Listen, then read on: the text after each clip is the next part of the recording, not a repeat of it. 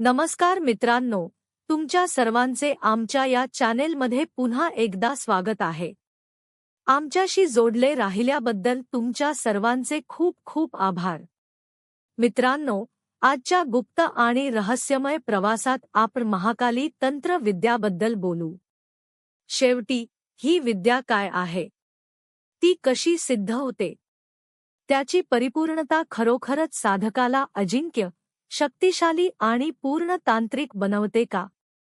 कदाचित तुम्ही सोशल मीडियावर असंख्य व्हिडिओ पाहिले असतील जिथे मोठे दावे केले जातात. महाकाली तंत्र सिद्ध करा आणि अफाट शक्ती मिळवा. पण खरे सत्य त्या दाव्यांपेक्षा खूप खोल आणि भयानक आहे. तुम्ही तुमच्या गावात किंवा परिसरात पाहिले असेल की अचानक काही लोकांवर माता काली किंवा महाकाली दिसू लागते. त्यांचे शरीर थरथर कापू लागते. डोळ्यात आग दिसते आणि वाणीत एक शक्ती जागृत होते जी सामान्य मानवांसाठी अशक्य आहे. पण प्रश्न असा आहे की ती फक्त श्रद्धा आहे का? की त्यामागे महाकाली तंत्राचे रहस्य लपलेले आहे जे साधकाला साधनेच्या जगात अदृश्य शक्तींशी जोडते? आजच्या व्हिडिओमध्ये आपण महाकाली तंत्र विद्याबद्दल बोलू. महाकाली खरोखर काय आहे? तिच्याकडे किती शक्ती आहे? ती काय करू शकते? असे म्हटले जाते की जेव्हा एखादा साधक महाकाली तंत्रात प्रवेश करतो तेव्हा त्याच्या जीवनाचा प्रत्येक सामान्य प्रवाह तुटतो. आता तो काळाने किंवा भीतीने बांधलेला नाही. तो फक्त एकाच सत्याचा अनुभव घेतो. काळाच्या पलीकडे असलेल्या महाकालाची महान शक्ती असलेल्या महाकाली तंत्राचा अभ्यास सामान्य ठिकाणी केला जात नाही. महाकाली तंत्रसिद्धीसाठी एखाद्या व्यक्तीला स्मशानभूमी किंवा शक्तिपीठ निवडावे लागते. ही साधना केवळ पूजा नाही तर साधक आणि महाकाली यांच्यातील एक ऊर्जावान मिलन आहे.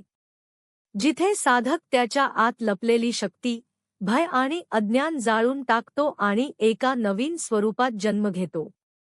महाकाली तंत्राचे सर्वात तीव्र आणि प्रभावी रूप म्हणजे शशन साधना.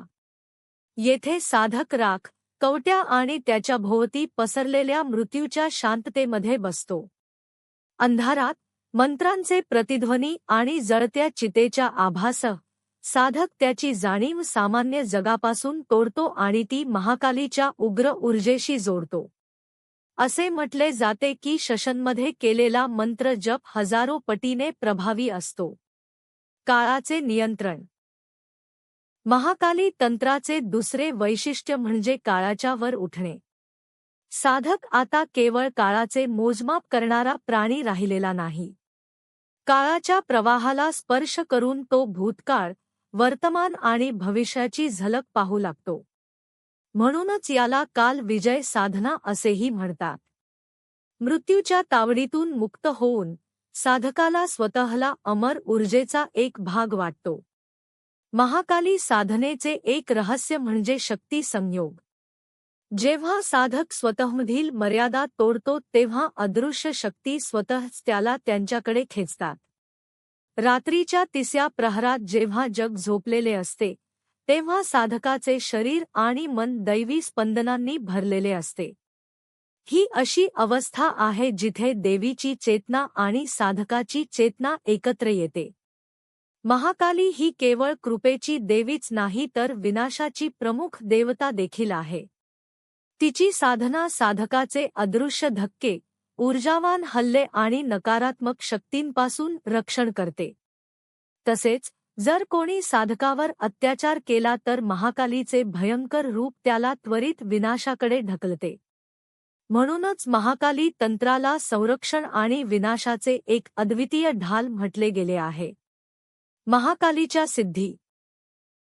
महाकाली साधना करून साधकाला अनेक सिद्धी मिळू शकतात असे शास्त्रांमध्ये वर्णन केले आहे. प्रेत सिद्धी म्हणजे आत्म्यांशी संवाद साधणे आणि त्यांना तुमच्या जवळ आणणे.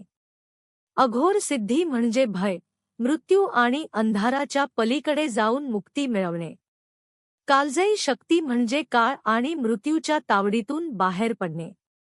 ही साधना साधकाला केवळ शक्तिशाली बनवत नाही तर त्याला एक असे रूप देखील देते जे सामान्य माणसाच्या मर्यादेपलीकडे आहे. महाकाली साधना करण्यासाठी साधकासाठी सर्वात योग्य क्षण म्हणजे मध्यरात्र, विशेषतः अमावस्येची काळोखी रात्र जिथे चंद्राचा कोणताही भाग दिसत नाही. या क्षणी सामान्य आणि असाधारण जगाची सीमा तुटलेली असते. ही साधना सामान्य ठिकाणी होत नाही.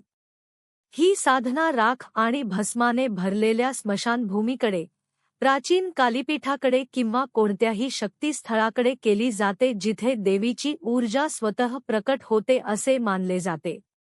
साधक आपल्यासोबत लाल किंवा काळे आसन घेऊन येतो जे शक्ती आणि तंत्राचे प्रतीक आहे. लिंबू आणि दिवा जे नकारात्मक ऊर्जा नष्ट करतात. मध्य आणि भस्म जे अघोर परंपरेचा एक आवश्यक भाग आहेत. कपाल किंवा तांब्याचे भांडे ज्यामध्ये शक्तीचे आवाहन केले जाते. हे सर्व मिळून साधकाभोवती एक अदृश्य मंडल तयार होते. महाकाली तंत्रात सिद्धीसाठी हे सर्व साहित्य योग्य मानले जाते. आता महाकालीचा मूळ मंत्र येतो. त्यानंतर ओम क्रीम काली काली के स्वाहा या मंत्राचा जप सुरू होतो. 108 वेळा मंत्रांचा हा जप साधकाची चेतना बदलतो. असे म्हटले जाते की प्रत्येक जपाने साधकामधील सुप्त शक्ती जागृत होऊ लागते आणि हळूहळू महाकालीची तीव्र आभा त्याच्या भोवती पसरते. इशारा पण शास्त्रे इशारा देतात की ही साधना खेळ नाही. जर साधकाने शुद्ध आचार गुरुची दीक्षा आणि मानसिक स्थिरता घेता ती केली तर त्याचा त्याच्या चेतनेवर विपरीत परिणाम होऊ शकतो. कधीकधी वेडेपणा, कधीकधी भयावह भ्रम आणि कधीकधी मृत्यूसारखा अनुभव देखील येऊ शकतो. म्हणूनच ही साधना तांत्रिक गुरूच्या देखरेखीखालीच करावी. अन्यथा साधकाचा आत्मा देखील या मार्गात हरवू शकतो. ही माहिती तुम्हाला कशी वाटली आम्हाला नक्की कळवा. धन्यवाद.